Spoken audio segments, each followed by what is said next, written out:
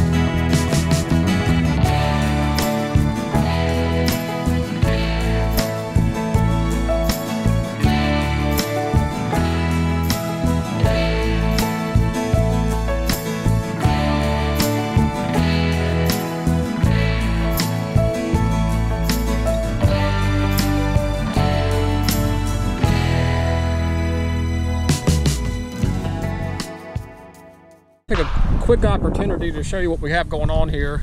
So this is a Femco 40-gallon sprayer. This comes from Agri Supply. It's got a 3-point hitch on it, and it's got a 10-foot boom.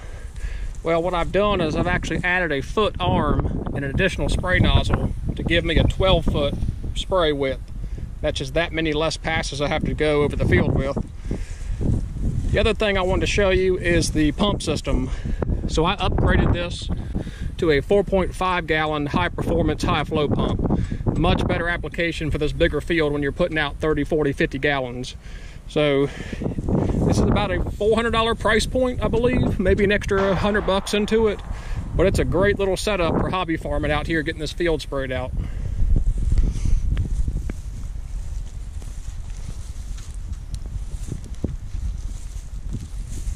All right, today we're on the little tractor, the 3025E. We bought this one just for mowing and spraying. It's a lot tighter wheelbase than driving the big 4000 series. And it's a workhorse, man. It's a great tractor. It's narrow. It can wiggle around, especially with this sprayer when you're making your turns on the ends. You can make a nice tight turn with it. So this is our 2nd year running this 3025E, and so far we love it.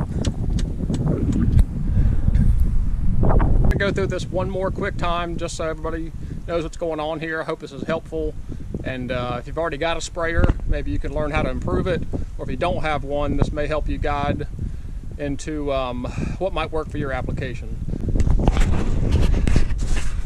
So again, we've got a 40-gallon Femco 3-point sprayer. This came from Agri Supply. You got to assemble all the frame, and you got to strap the tank to the frame. But one critical piece I wanted to tell you that I did not say earlier was when you get this tank, there are, I can't tell if you can see them or not, in that far corner you see those little dimples.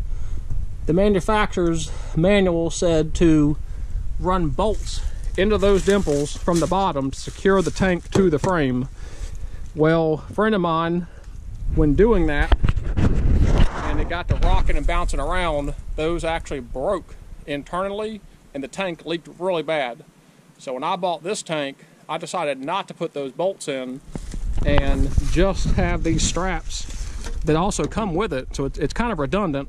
And the straps for 3 years now have held this tank on no problem without putting in those little bolts that go in through the bottom, because that's just a kind of a fail point if you get to bouncing around and that plastic cracks.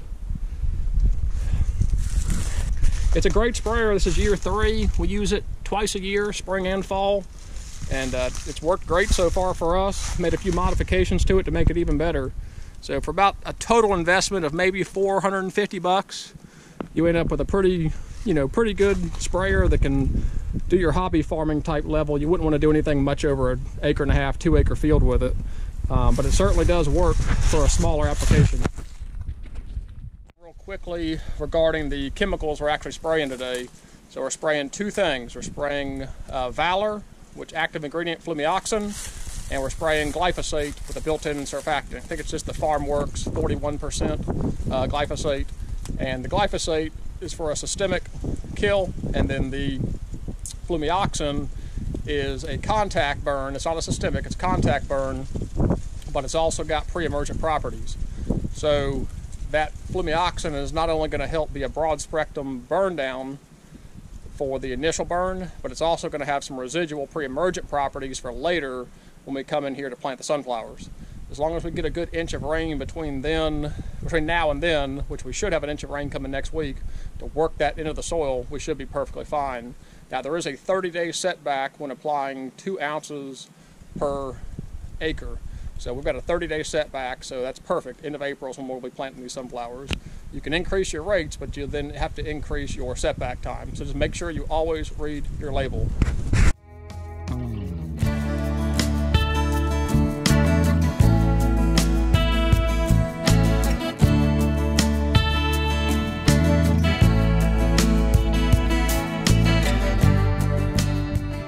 What's going on, guys?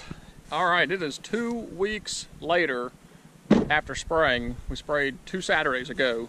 So this has been right at 14 days. And we're gonna take a look at this field we sprayed and see how well it did. Like I mentioned, we had a lot of wind and I had to run that sprayer low to the ground because of all the wind. And so I wasn't sure how good of a kill we would get because we didn't have that nice, even, wide fan going across the field. When you drop it down low, that cone really narrows out. You don't get near as wide of a spray.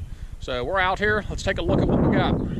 As you can see, we smoked a lot of it and then clearly missed some other areas. Without any kind of spray indicator on it, you can see this area right here clearly just got missed. You know, no herbicide hit that area.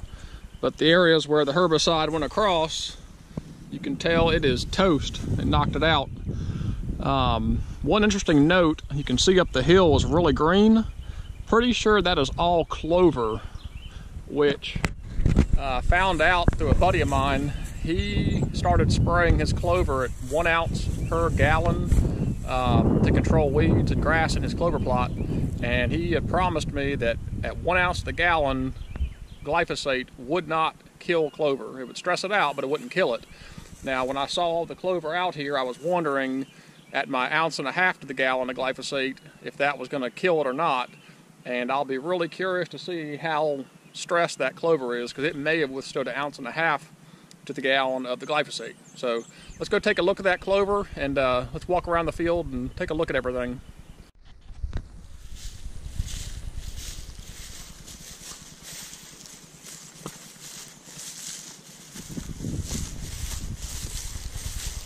You can see these rows out here that are green, and you'll have rows of just absolute brown death.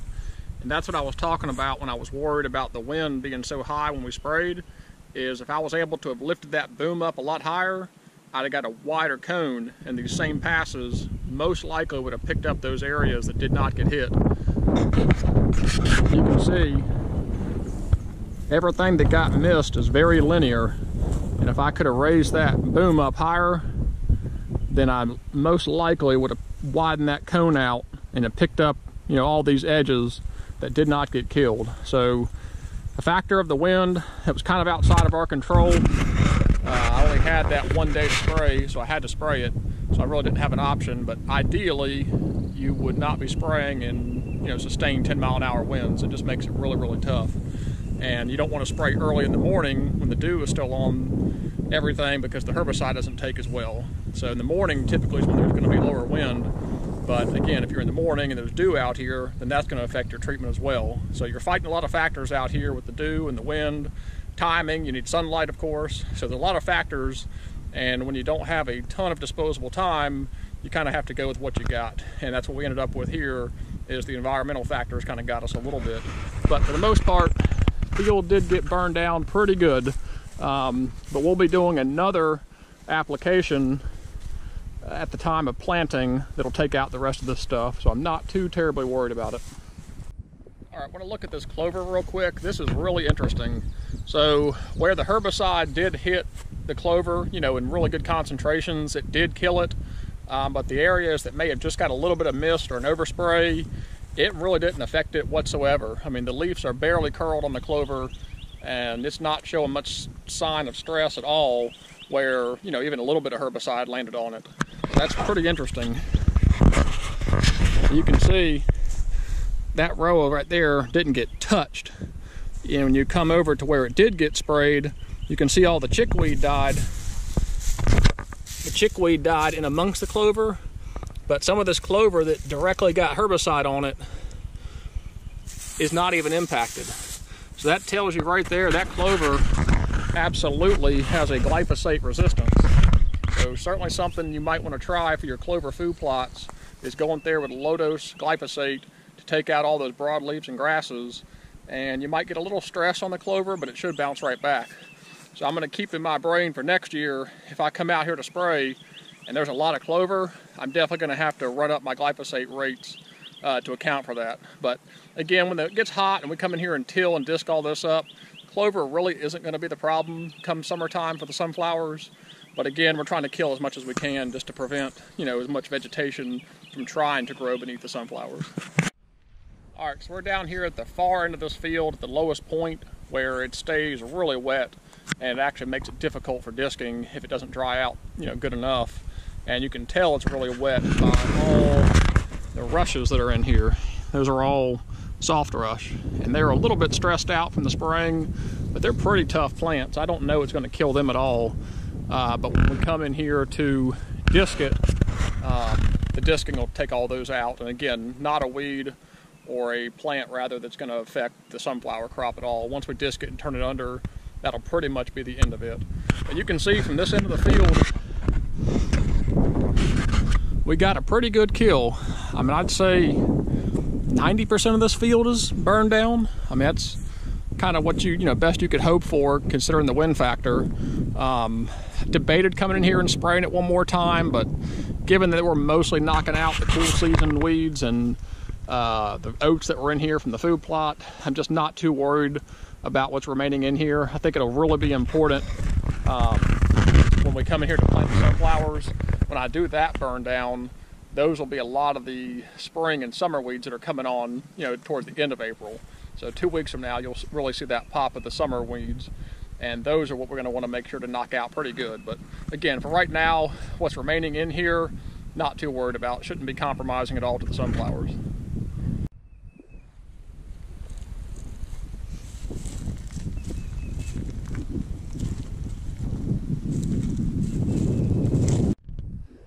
Notice in the background a lot of these videos that you saw a power line pole running through here, and it seems kind of out of place to have a power line pole in the middle of a field.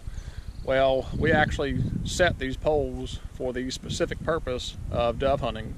So this is actually a fake power line. There's 3 poles strung together and cable tied down just like you would a regular telephone pole.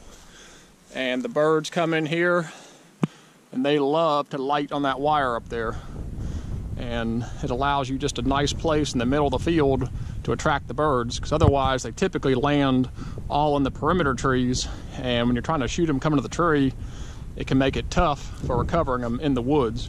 So we went ahead and came out here and put up a fake telephone pole, and it makes a big difference.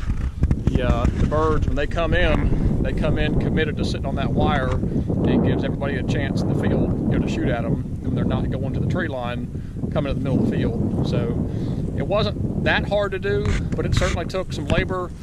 Took a tractor, of course, a bunch of concrete. So not the easiest thing you can do, but certainly if you have the means and ability to, highly recommend it, because we noticed a noticeable difference when we added that telephone pole setup to the birds coming into the field versus lighting on the edge of the field and then flying down.